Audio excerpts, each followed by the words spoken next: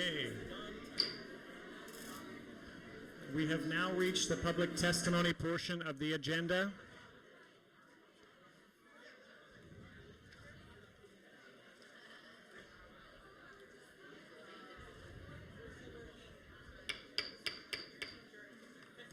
Thank you. As we have now reached 5:30 p.m., we will next go to public testimony. So that we may hear from our speakers tonight, I ask that speakers who have concluded their testimony and members of the audience take conversations into the lobby if you so choose. The rules for public testimony are on the screen, and I would ask that speakers are respectful of these rules. We have a lot to get to in our agenda, and I want to be thoughtful about time. I do want to make sure to call out one of the specific points up there. It says the majority of the speaker's time must be spent on the topic he or she or they have indicated they wish to speak about. I would also like to note that each speaker has a 2-minute speaking time, and when the 2 minutes have ended, please conclude your remarks. If you don't, I will kindly ask you to do so. So can I have staff please read off the testimony speakers? First up for public testimony, we have Adam Billen, followed by Angelina Riley, and then Krista Chan. Adam?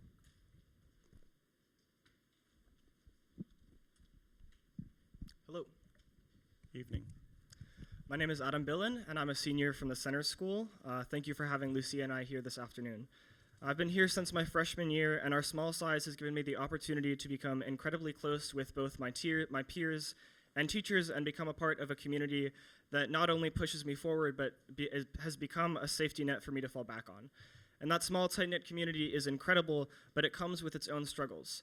We often attract students who may need or want extra support from their community, and as a result, we have a student body with far higher rates of students with mental health, drug, or alcohol issues, and also have a far higher rate of students with 504s and IEPs as compared to other schools in the district. As a smaller school, we also run a tighter budget, meaning that we struggle to provide those students with the resources that they need. We lack a full-time nurse, mental health counselor, or 504 coordinator. As powerful as our community can be for much of our student body, it can't go so far as to replace professional help. We need funding for a nurse and 504 coordinator / mental health counselor as soon as possible to meet those needs. With a smaller student body, we also struggle to fund AP and art classes. When funding an AP or art class, we have to enroll nearly 12% of our student population in the class to have a full class of 30, a far cry from the 1 or 2% that Ballard or Garfield may require. When classes like that are cut due to low enrollment, students often turn to Running Start to fill the space in their schedule, leading to a lower headcount and even further lowered funding, resulting in cuts to even more classes. This has quickly become a vicious cycle, and to get out of it, we need your help. There is truly something special about the Center School, but without proper support and the budget for both the well-being of our students and the backbone of our advanced classes, we run the risk of losing that. Thank you. Thank you. Angelina?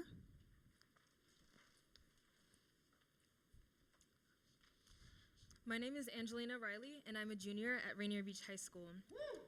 I've learned so much about Black history online, on Instagram. Let me tell you, the accounts that specialize on Black history is where I've learned the majority of the history I know about my people.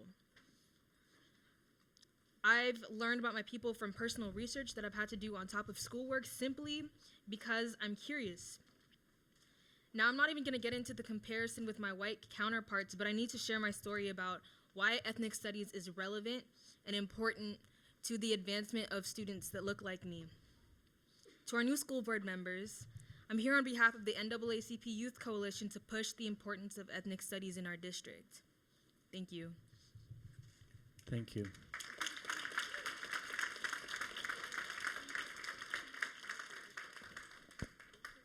Krista Chan. After Krista, we will have Erika Aoyama, followed by Kiddis Habat and Anissa Roy. Hi, my name is Krista Chan, and I'm a sophomore at Nathan Hale High School. First off, I would like to tell you my story of being an Asian American in high school.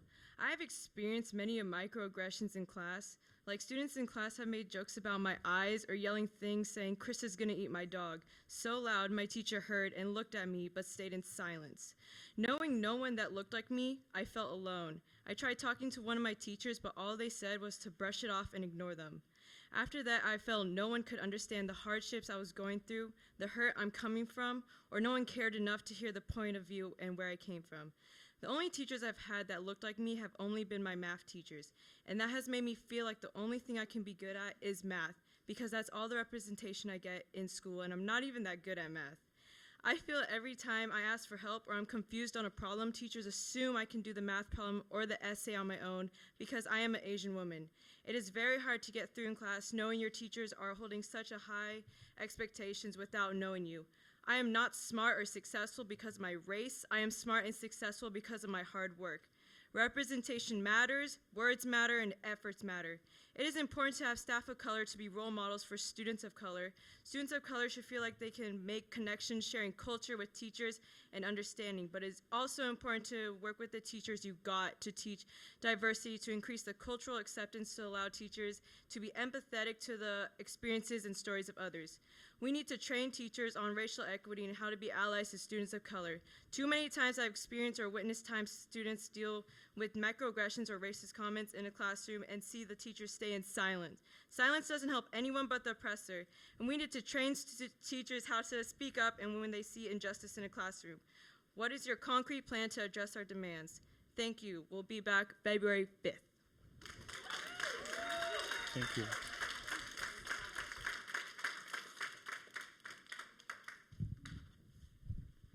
Okay. My name is Erika Aoyama, and I'm a senior at West Seattle High School, as well as a representative of the NAACP Youth Council. Later today, the resolution supporting Black Lives Matter at school will be voted on, and we all anticipate its passing. This will be the third year of Black Lives Matter at School Week with district support, the third year of putting pen to paper, the third year of words with no action to hold them up. At my school, students of color have been targeted using racist slurs, are seeing white supremacy pop up in our school, and are feeling the implicit bias in classrooms. The passing of this resolution simply encourages staff to support Black students. Encouraging staff to be non-racist is not enough. The resolution will not teach staff how to de-escalate racial disputes, hold white students accountable, or solve the racial inequities in our district. Thus, it is not resolving much, is it? In the classroom, teachers are constantly asking things of students. Sit down, take your notes, pay attention. And we listen. We come in, respect our teachers, and do our work. It's necessary that this respect is paid back to the students in the form of Black Lives Matter at School Week. It should not be a choice for teachers to support their Black students. Furthermore, people learn by example. If our teachers display this respect to our students of color, it will be reflected throughout the school, and our student body will follow suit. I am here looking for action. Action beyond passing a resolution.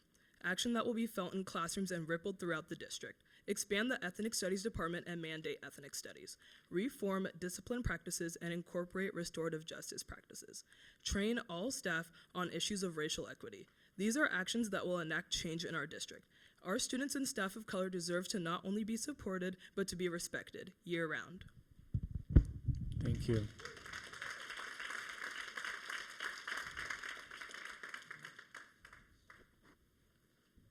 Kidist.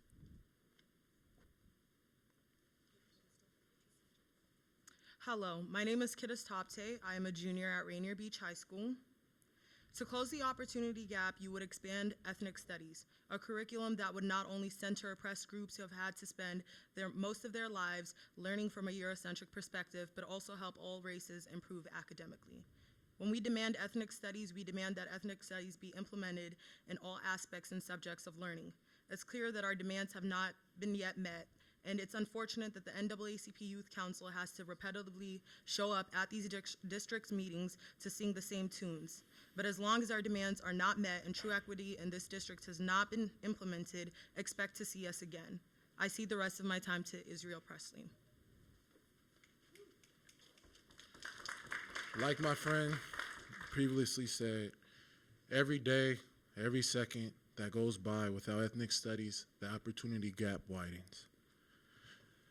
We're about prioritizing education is what I was told about the Seattle public schools. If we truly value our students, if we truly value the families that put in the effort to put their kids into these schools, you would give these students the same opportunity as their peers. Their peers get the opportunity to learn not just one version of their history, not just American history where they're always in power, but they also get to learn about history in Europe. Yet, I got numerous classmates that don't get the opportunity to learn about their history, learn about who they are, let alone learn about how to love other people, let alone how to be a human being. I think it comes down to us really addressing the elephant in the room is about who really cares. And if you really do care, you would really provide the opportunity for these students to take leaps and bounds towards success. Thank you very much. Thank you. After Anissa, we will have Julie Popper, followed by Cliff Meyer and Tanya Davis.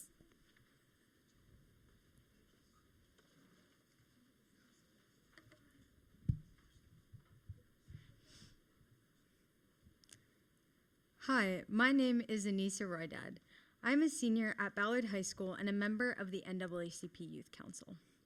2 years ago, I gave my very first testimony at a school board meeting, which called for the school board to pass the Black Lives Matter at School resolution. Guess what I'm here to talk about today? The same thing. Although the BLM resolution passed in 2018, it expired in 2019. The 2019 resolution expired on Friday, and if this new resolution passes, someone is going to have to be here next year advocating in my place to get another one passed.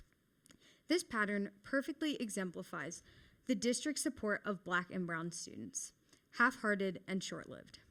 What we need is concrete and lasting action.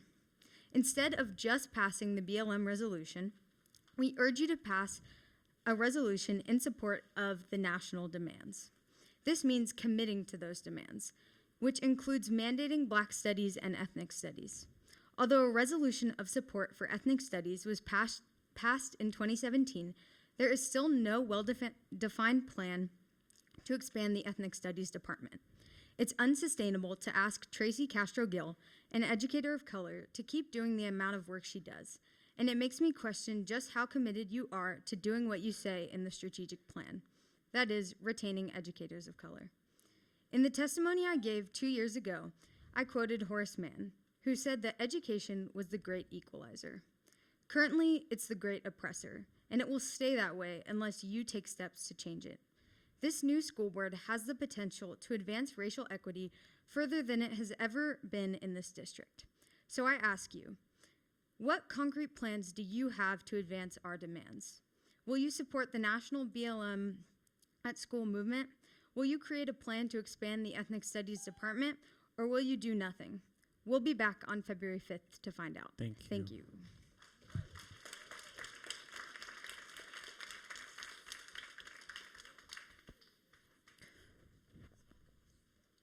Julie?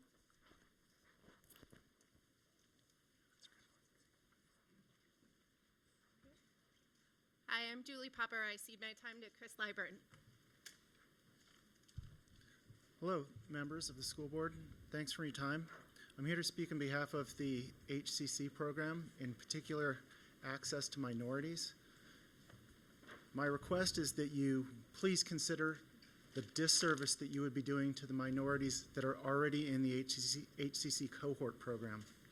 I would argue that the HCC cohort program does more for Black children, particularly Black boys, than it does for their peers. Because back in his neighborhood school, my son, his behavior was treated and would probably be treated with punitive measures, isolation, and the recommendation for medication, far higher rate than their white counterparts. So please consider the kids that you would be doing a disservice to if the program is dismantled. Thank you. Thank you. I'll also say I support Amendment 1. Taking the cohort away from just South Seattle is a huge equity issue. It's where a lot of our diversity lies, and it's not right to take this option away from some children in the South End when everyone else in West Seattle and the North End have that option. There's also an ongoing problem with teachers seeing Black children and brown children as discipline problems while white children are gifted and need to be tested. Getting rid of the cohort will not solve that problem. It will not. Having a cohort where the teachers recognize everyone as being able to do accelerated work gives Black and brown children in the cohort the opportunity to do that work without having to prove themselves day and again. So I think for equity and for the South End, please, Amendment 1 needs to pass and we need to keep a cohort.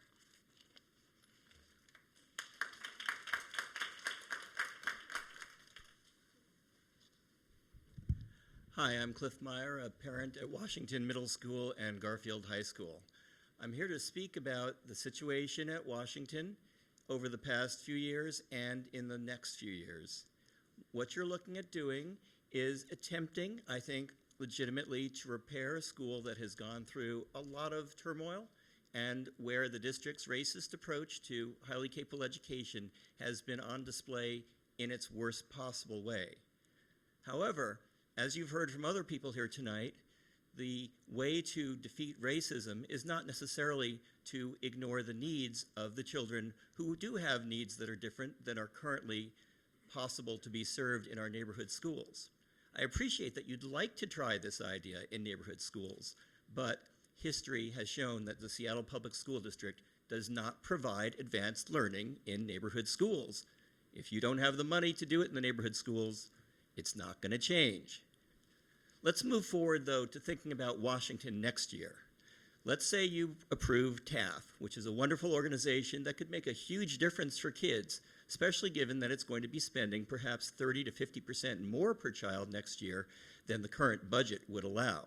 You're putting a lot more money in their pocket that they're going to spend, I'm sure, in great ways. But what about grades 7 and 8? Right now, we know the weighted staffing standards, that formula that most of us have no idea what it does, really does not support the school that tries to both educate advanced students and folks who need some remedial work. Next year, it's going to be far worse. You're going to have grade 6 in one program if TAF is approved, and grades 7 and 8 in another. Yet you're providing mitigation funds only to TAF. Think about Washington Middle School for next year when you approve, if you approve this proposal. Make sure the money is there for grades 7 and 8 and those kids who are furthest from educational justice as well. Thank you. Thank you. After Tanya Davis, we have Monique Adams, followed by Milad Misbahi and Christine Tang. I'm Tanya Davis, and I'm going to cede my time to DJU and to Chris Lombard. Hi, my name is DJU. I have 3 kids in the HCC program. Obfuscating by hate-mongering to separate communities is wrong. After our last testimony here, my son was verbally attacked by a member of an audience that you support and know. Then being told that it was my fault that I should have walked away, or that you've seen worse here, is not okay. You need to have a code of conduct, just like in Olympia, outside that says, these are the things that you are required to do when you come in here. Minority kids work hard because they have to. They live in a white world, and those that look white are in power. This determines whether you get the job, the grade, go to college, and as a person of color, I am outraged that you're placing or farming out public education instead of ending the K-3 gap. Yes, I demand more. Instead of keeping programs like HCC, which provides rigorous academics, you claim that African Americans and Hispanics cannot test into this program if we tried universal testing.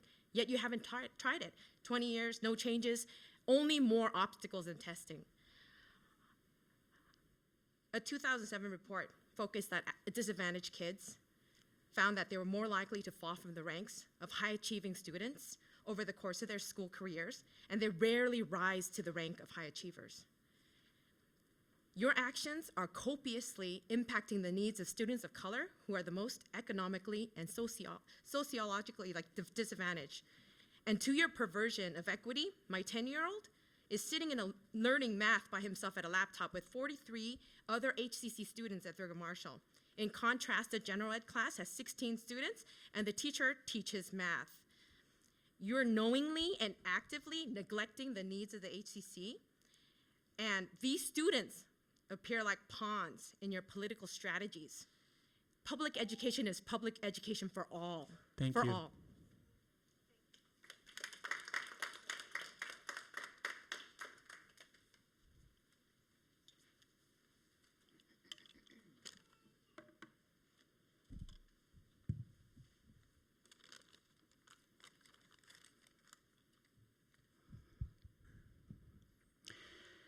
Many of our Black and brown youth with so-called cognitive or behavioral challenges are gifted children who have never had their giftedness affirmed. Those are just straight up facts. Y'all know that. But once more, the district continues to ignore over 50 recommendations from the latest Advanced Learning Task Force to make advanced learning accessible and equitable for Black and brown children. Like our children, the people who are standing behind me, whose children were failed by teachers with low expectations of them because of the color of their skin and what they believe they could and couldn't do time and time again. It is traumatizing. I recently looked over my son's second grade report card. He was testing at a 4th and 5th grade level in math, and his teacher was assessing him with 2s. It was insulting. And when we asked them why, they couldn't give us an answer. But we already knew, my husband and I, what that answer was. It was because of the color of his skin and the low expectations that these teachers had for what my boy and other boys and other girls who look just like him can and can't do. Adopting many of these reforms by the Advanced Learning Task Force would see an immediate surge in Black and brown enrollment in advanced learning as it has in other districts. But instead of expanding access to advanced learning, the board is seeking to eliminate the South End pathway for Black children. That is what you are doing. I'm talking about the Black kids, I'm talking about the brown kids. If you eliminate the South End pathway, you are eliminating the pathway for them. So understand when you go to vote today what you are voting on and what you are going to do. I am not about to give you, you can cut my mic, but I'm not giving it up. Please conclude your remarks. This is why. Please conclude your remarks. I'm concluding my remarks. This is why we support Amendment 1. Neighborhood schools did not or could not support our children's needs. Thank and you. to be Your 2 minutes clear, have ended. we are Please not in conclude opposition your to other remarks. Black and brown families advocating for their children's Please call needs. up the next person We for public reserve testimony, please. our righteous anger, the fire in Bilal our bones Asadi. for the district who is setting up this false Please dichotomy of conclude your either remarks. high cap or TAF, further perpetuating this painful division. We reject these false Please call up narratives the next and person myths. for public We comments. call on SPS to Musbahi. mandate and support all Black and brown third graders reading at or above grade Please level by conclude your 2025. remarks. We call on all board members to support Amendment 1. I and see the we need to take a continued quick South End 5-minute high cap recess. The meeting pathway is now recessed for for Black 5 and brown minutes. When the children. meeting is reconvened, we will start at the next speaker.